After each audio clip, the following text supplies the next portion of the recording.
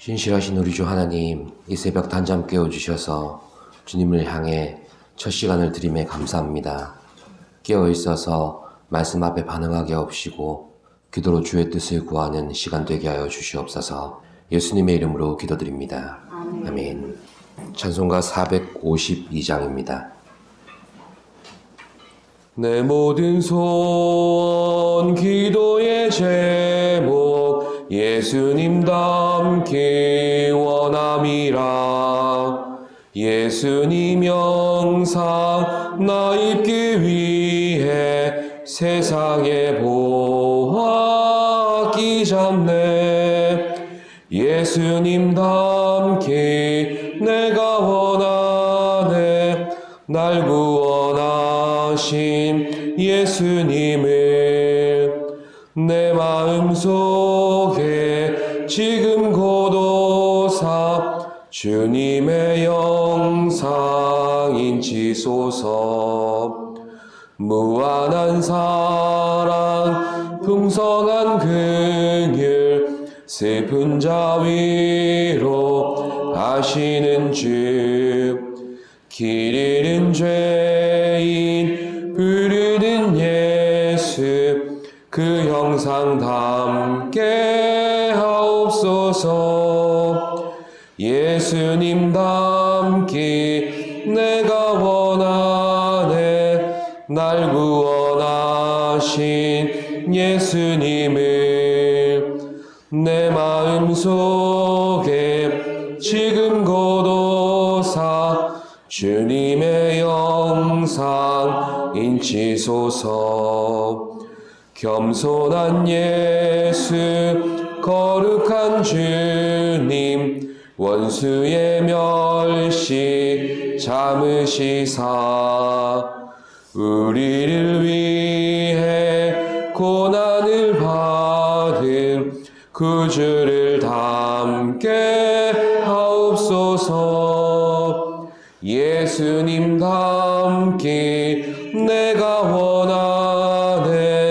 날 구원하심 예수님을 내 마음속에 지금 고도사 주님의 영상 인치소서. 이 새벽 올려주시는 말씀은 요한복음 6장 9절로부터 15절까지의 말씀입니다. 한 절씩 교독하시겠습니다. 여기 한 아이가 있어 보리떡 5개와 물고기 2마리를 가지고 있나이다. 그러나 그것이 이 많은 사람에게 얼마나 되겠사옵나이까. 예수께서 이르시되 이 사람을 함께 하시니 그곳에 잔디가 많은지라 사람들이 앉으니 수가 5,000명쯤이더라. 예수께서 떡을 가져 축사하신 후에 앉아있는 자들에게 나눠주시고 물고기도 그렇게 그들의 원대로 주시니라. 그들이 그를 위해 예수께서 저녁에 이르시되 나는 저를 이루고 보이는 것이 없느니라 하시고 이에 거두니 보리떡 5개로 먹고 남은 조각이 12바구니에 찼더라. 그 사람들이 예수께서 행하시니 표적을 보고 말하되 이는 참으로 세상에 오실 그 선지자라 하더라. 함께 그러므로 예수께서 그들이 와서 자기를 억지로 붙들어 임금으로 삼으려는 줄 아시고 다시 혼자 산으로 떠나가시니라. 아멘. 오늘 본문에서는 주님을 따르던 많은 무리들을 향해 베푸신 오병이어의 표적 사건이 나옵니다. 사복음서 모두 등장하는 이 표적이 특별히 요한복음에서는 하나님의 아들 예수 그리스도를 믿게 하기 위해서 기록되었다고 직접 말씀합니다. 요한복음 20장 30절에서 31절까지의 말씀인데요. 예수께서 제자들 앞에서 이 책에 기록되지 아니한 다른 표적도 많이 행하셨으나 오직 이것을 기록함은 너희로 예수께서 하나님의 아들 그리스도이심을 믿게 하려 함이요 또 너희가 믿고 그 이름을 힘입어 생명을 얻게 하려 함이니라. 아멘.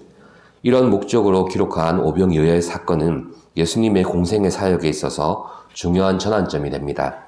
왜냐하면 이 표적 사건을 행하신 후에는 더 많은 무리들이 예수님을 따르게 된 것이 아니라 오히려 많은 사람들이 떠나갔고 다시는 예수님을 따르지 않았다고 기록하고 있기 때문입니다. 오늘 본문 앞에 4절에서는 주께서 오병이어 표적 사건을 나타내신 때가 유월절이 가까운 시점이었다고 말씀합니다. 이렇게 정확한 시점을 언급하고 있는 것은 어떤 목적이 있기 때문입니다. 바로 유월절이 구원을 기념하는 절기인데 그만큼 구원의 의미를 가르치기 좋은 때였다는 말이기도 합니다. 이런 의도에서 비롯된 오병이어의 사건은 결국 6장 전체에 이르러 생명의 떡으로 오신 예수 그리스도를 가리키는 표지판으로서의 역할을 하고 있다는 것을 우리가 보게 됩니다. 표지판은 목적지를 향한 방향과 거리를 알려주는 그런 정보를 제공하는 것, 그 이상도 그 이하도 아닙니다. 우리 신앙에 있어서도 표적과 기사들을 경험하는 의미가 주님을 믿게 하고 따르게 하기 위함인 것입니다. 표적을 경험하는 것만으로도 인간이 현실을 초월하는 존재를 더듬어서 인식하게 만드는 방법이 될 수는 있습니다. 그러나 아무리 우리 앞에 현실과 세상을 초월하는 그런 경험이 주어졌다고 해도 거기서 살아계신 주님을 만나고 경험하게 되는 것은 성령께서 우리에게 믿음을 주시지 않으면 안 되는 일입니다. 고린도전서 12장 3절에서 말씀하시죠. 그러므로 내가 너희에게 알리노니 하나님의 영으로 말하는 자는 누구든지 예수를 저주할 자라 하지 아니하고 또 성령으로 아니하고는 누구든지 예수를 주시라 할 수 없느니라. 아멘. 이처럼 은사장이라고 불리는 고린도전서 12장에서조차도 성령의 은사에 대해서 열거하기 전에 먼저 예수를 주라 시인하는 믿음의 고백을 성령의 핵심 사역으로 소개하고 있음을 보게 됩니다. 결국 사도 요한은 오병이어의 표적 사건을 유월절과 가까운 시점이었다고 특정해서 소개했고 또 이어지는 본문을 통해 영생의 떡으로 오신 예수를 가리키는 표지판으로서 기록하고 있다는 점을 분명히 기억해야 합니다. 그러므로 사순절 기간 동안 예수님의 행적 가운데 표적과 기사에 대한 사건들을 우리가 묵상하게 될 때 우리는 성령의 도우심을 의지하며 예수를 만유의 주로 또 나의 주로 고백하는데 집중해야 할 것입니다. 이런 고백과 함께 우리가 본문을 통해 묵상하게 되는 또 한 가지가 있습니다. 바로 주님의 일을 구하고 기대한다면 우리의 판단과 기준이 아니라 먼저 주님의 뜻을 구해야 한다는 점입니다. 그렇다면 주님께서는 이 오병이어의 사건을 통해 우리에게 무엇을 원하시는 것입니까?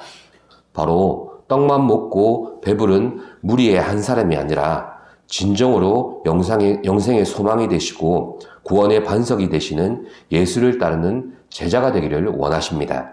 오늘 본문에 앞서 6절에서는 예수께서 빌립의 믿음을 시험하셨다고 말씀합니다. 빌립에게 이 많은 군중들을 어떻게 먹여야 할지를 물어보신 겁니다. 사실 대책과 방법은 이미 주님께 있기 때문에 방법이 아니라 먼저 믿음을 원하시는 질문이었던 것입니다. 그러니 이 시험은 주를 향한 인간의 믿음을 입증하기 위한 시험이라고 봐야 합니다.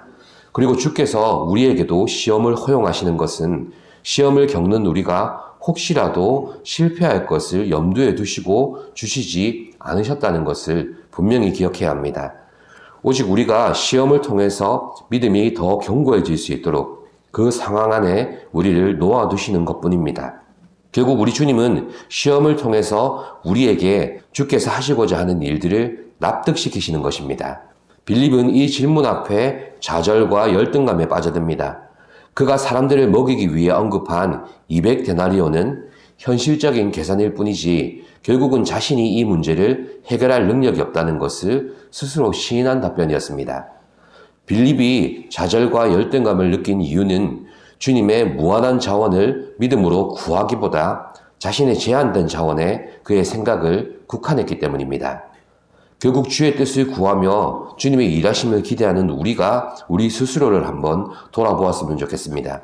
무엇이 가능하고 무엇이 불가능한지를 대부분 우리 한계 안에서 제한해버린다는 것을 우리 스스로 발견하게 됩니다. 주님은 항상 방법을 물어보시는데 우리는 결과를 이야기하고 결과를 평가합니다. 그러나 주님의 일하심의 결과는 우리가 알 수 없는 것입니다. 5병2어가 될지 7병2어가 될지 심지어 1병1어가 될지 그것은 주님이 결정하시고 나타내실 뿐입니다. 그러나 주님은 놀랍게도 당신의 신적인 권능과 주권으로 나타내실 그 일들에 항상 우리를 동참시키시기를 원하십니다. 바로 믿음이라는 방법을 통해서 당신의 역사를 우리에게 보여주시고 경험시켜 주시는 것입니다. 결국 예수께서 나타내신 오병이어의 표적 사건을 통해서 우리는 그가 이 땅에 그리고 나의 인생 속에 찾아오신 그리스도이심을 믿음으로 고백해야만 합니다.